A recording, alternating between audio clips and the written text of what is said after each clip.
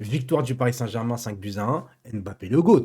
Mais je suis obligé de dire ça aujourd'hui. Alors certes, moi, ils m'ont gâché la fin de saison, mais Mbappé continue à me donner des frissons à lui tout seul. 2 buts, 3 passes décisives. On gagne 5-1. Il est dans tous les buts, le type. Mais c'est incroyable ce joueur. Avant de continuer sur le match, parce qu'il y a pas mal de choses à dire quand même, les gars, ce matin, une vidéo est sortie sur Berti. Berti, je vous rappelle que c'est une photographe spéciale pour la tribune Auteuil des Ultras, qui a une accréditation en fait en bas de la tribune pour pouvoir faire des photos, etc. Une petite interview avec elle qui a été franchement sympathique. Il y a beaucoup de commentaires positifs. Donc si vous l'avez pas vu, les gars, l'affiche est là. Allez la voir. Franchement, elle a été postée ce matin et ça vaut vraiment le coup. C'est une fille qui est vraiment géniale. En plus, qu'elle parle football. Elle connaît le football, elle connaît le PSG, donc allez la voir, merci beaucoup. Autre chose, désolé, hein, je suis un peu malade, les gars, depuis hier, j'ai la fièvre de ouf, mais bon, c'est pas grave, on continue quand même, on était en live sur Twitch. Autre chose, les gars, j'ai reçu des messages des Ultras pendant pendant le match de ce soir. Ils ont voulu sortir plein de banderoles et à chaque fois, ils ont été bâchés, comme on dit vraiment. C'est qu'ils ont été interdits de rentrer des banderoles. Ils pouvaient rien faire, les Ultras, en fait. On les a empêchés tout de tout. Et ça, je trouve ça scandaleux, dictature. Au Paris Saint-Germain au niveau des supporters. Mais bref. Alors écoutez, au niveau du match, très sincèrement les gars, au niveau du match, première mi-temps, moi j'ai trouvé enfin des combinaisons. Ah, on va pas se mentir. Pourtant, le milieu de terrain, je me dis, il n'y a pas vraiment de créateur. Tu vois, t'as Paredes, t'as Danilo et t'as Idrissa Gueye. T'as personne pour monter réellement le ballon et supplier les trois attaquants de devant. C'est pour ça d'ailleurs que Messi joue souvent milieu relayeur cette année, parce qu'il revient chercher les ballons pour combiner un peu plus et monter le ballon. Et en première mi-temps, franchement, les gars, j'ai vu un Paris Saint-Germain serein et qui produisait du jeu. C'était pas désagréable à voir. Alors certes, on n'est pas motivé à regarder le PSG parce qu'on sait, on est déçu, les joueurs nous ont déçus et qu'il y a une saveur en moins et on attend tous maintenant limite que le 17 pour le PSG Marseille parce qu'il nous reste que ça. On va pas se mentir les gars, franchement, on a maintenant 12 points d'avance encore une fois. Il fallait quand même le gagner le match parce que 9 points, attention quand même, les gars. Alors attention, hein, c'est pas parce que c'est Marseille que je vais dire qu'on va les éclater, hein. Attention, hein. Marseille, ça joue un minimum cette année. Il n'y a pas intérêt à le perdre ce match. Ceci dit, désolé, hein, je parle du nez et tout. Ça doit être horrible pour vous d'entendre ça. Euh, Deuxième mi-temps, on est mal rentré. On est mal rentré. On offre un but. T'as pensé au Real. Toi-même, tu sais que t'as pensé au Real. Mauvaise passe d'Hakimi. Oui, parce que Hakimi, déjà, tu vois, quand il regarde pas. Quand il fait sa passe en retrait, il regarde pas où est Marquinhos. En plus de ça, Marquinhos est droitier. Donc si tu lui passes la balle à Marquinhos, tu dois lui passer sur son pied droit à Marquinhos. Là, tu lui passes à contre-pied, en plus sur son pied gauche. Mauvaise relance. Et puis, je trouve que Donnarumma, bon, il intervient pas correctement, mais c'est un truc de ouf. Quand tu gagnes et que c'est un peu facile pour toi, il faut toujours que tu relances l'adversaire, limite, que tu leur redonnes confiance parce que pour toi, limite, c'est trop facile. Bah vas-y, on va donner l'occasion à l'adversaire de revenir au score. Et ça, je trouve ça incroyable, le manque de sérénité et quelquefois le manque de concentration. Mais il y a eu un fait de jeu, les gars. Enfin, un truc, c'est que Paredes se blesse, qui a fait un match plus que correct, on va se le dire, mais Van Wijnaldum quand il rentre. Alors Van Wijnaldum, moi, il y a un moment donné, les gars, il va falloir qu'on m'explique. Plus il joue, plus il est nul, et plus il est nul, plus il a les faveurs de l'entraîneur. Il va falloir à un moment donné qu'on m'explique. Non, parce que tout le monde dit qu'il faut faire prolonger Xavi Simons, nanani, nanana.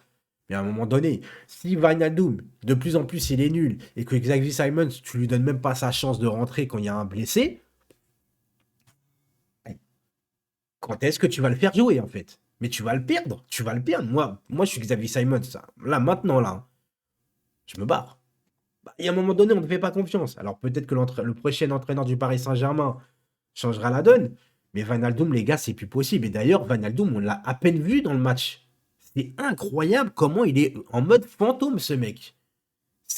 Van Wijnaldum, c'est nul. Et je comprends même pas pourquoi. Déjà, il est même dans le groupe, en fait. Et c'est trop mauvais, les gars. Je suis désolé, c'est trop mauvais. Première mi-temps, pareil. Attention, Neymar, première mi-temps, j'ai trouvé vachement inspiré, le mec, hein. Ah, un Neymar comme ça, tout le temps, je dis pas non. Première mi-temps, chirurgical devant les buts. Il a toujours la vista pour bien voir la vision de jeu. Il a une bonne vision de jeu et tout. Première mi-temps, deuxième mi-temps, il s'est éteint. On va pas se mentir. Il a marqué, certes, mais il s'est éteint. Par contre, je suis obligé de reparler encore une fois, les gars, d'Mbappé. Mais c'est incroyable. Il a tout fait aujourd'hui. Il a tout fait. Même l'action sur le but de Messi, c'est incroyable.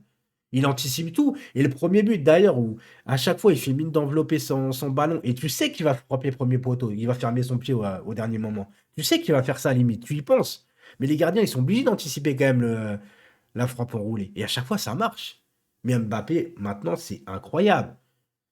Soit je suis jamais le mec en train de dire ouais, faut à tout prix prolonger un mec, etc. Toujours, voilà, toujours être pour le club, jamais faire le groupie des joueurs, etc. Mais là, Mbappé, c'est autre chose, les gars. Mbappé, c'est le futur joueur mondial.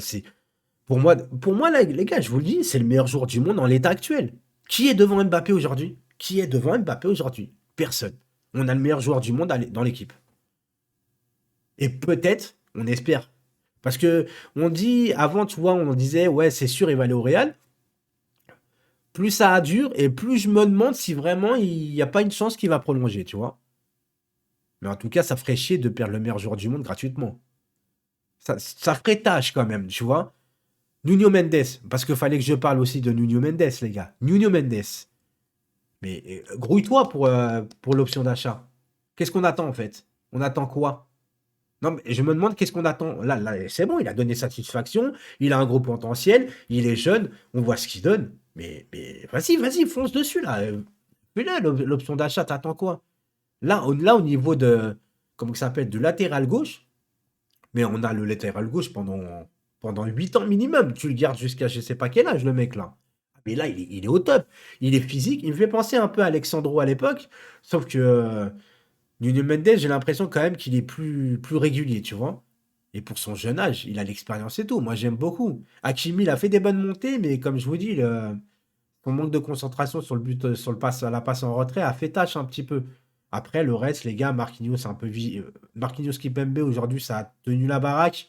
Malgré qu'il y a eu une faute un peu de Kipembe, faute en retard, où il a savaté un mec, mais sinon, ça a été au milieu de terrain, les gars. Bah, Danilo, comme d'habitude, a fait du Danilo. Paredes, il avait fait un match plus que correct. Gay, qui était un peu partout. Gay, ça faisait longtemps qu'il n'était pas titulaire. On ne savait pas ce qui se passait avec Gay, avec Pochettino. Franchement, qu'est-ce qui se passait avec Gay?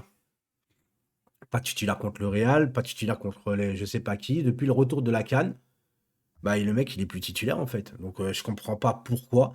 Mais sinon, les gars, en soi, victoire 5-1, victoire méritée.